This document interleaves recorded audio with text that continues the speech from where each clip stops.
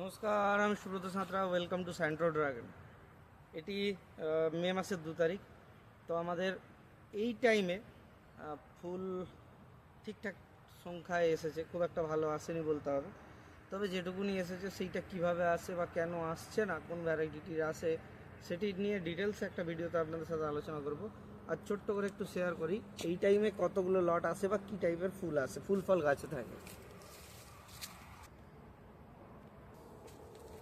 Crossbreed variety, এর size বেশ ভালো হয়ে থাকে। 15 দিন বাকি সাইজ বড় হতে, এখনই প্রায় 250 গ্রামের কাছাকাছি হয়ে গেছে। এটি 500-600-র ওপরে দাঁড়ায়।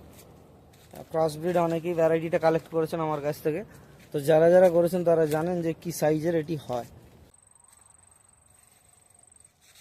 তবে একটি ছোট্ট করে আপডেট, আমাদের ভার্মি কম্পোস্টের ইউনিট রেডি হয়ে গেছে, চালু হবে।